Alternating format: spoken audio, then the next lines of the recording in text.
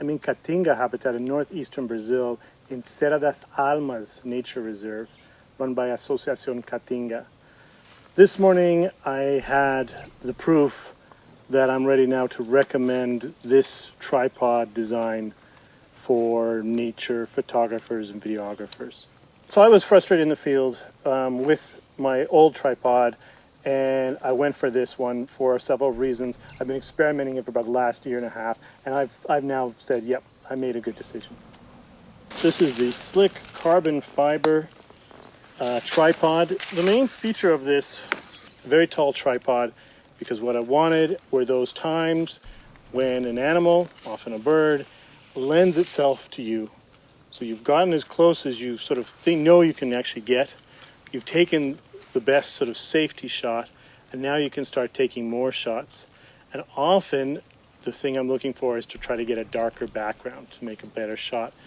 And with a very tall tripod, especially now with the flexible screen, I can now put it up to the highest possibility. I've got all these focus, try to get a dark background. I always think you've sort of gone through all the effort to get there, get your equipment. Why not have as many options as possible when you're there to film the bird? And so that's why I've got this. And this is a perfect example.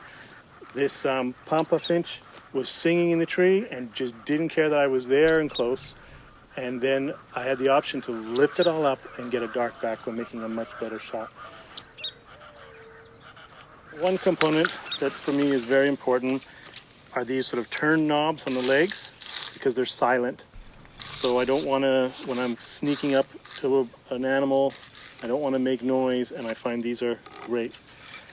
This one gives me quite a few options.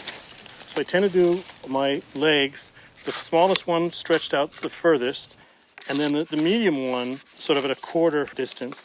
And basically the idea behind that is sort of the average general range. So if I'm there, again, we're always trying to do this stuff quick, so our tripods aren't always perfect, and the ground's certainly not always level. I can, without even looking sometimes, just notice it's off and just tilt it back without having to put a lot of attention to it while I'm doing this. It also has an extension option of the legs. Unfortunately, these are made of a metal sort of locking mechanism, so they do click when you open them. They have two levels, for that level and then to the wider level. So this allows you, though, to quickly get very low to the ground, which I really like as a feature. I also tend to keep the stock at this level, just to give me that quick ability to go in this range. I mean, we know our reality is, with 800 millimeter lenses, we're not using this tripod in the wind. It's really just stability for when you're filming. So to leave this up isn't going to cause much problem, and that's why I like having a long stock like that.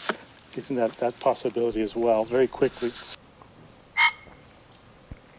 So I bought the head separately. It's a more expensive head. It's a fluid drag system head.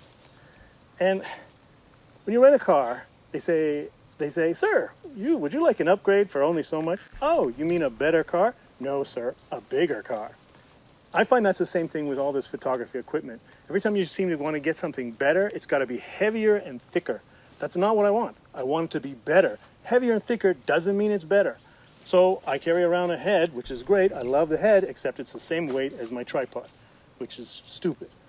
But again, it's a necessary evil, because you're doing an 800 millimeter lens. Any smoothness you can give me, I'll take it.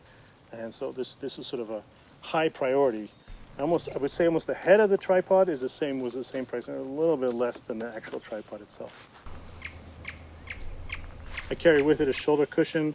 I first bought this soft one, but it wasn't good enough, so now I have sort of a professional hard cushion, and then I put the soft one outside. Most of my carrying tends to be like that, and then I can go the other shoulder, and then I might actually hang it.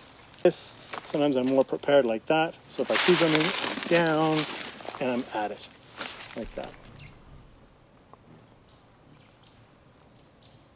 If I have two gripes, I could say one, this clicking of this is no good when you're out in the woods, and the stock, you can screw out this level, but it's a little bit overkill in the amount of thread on the thing.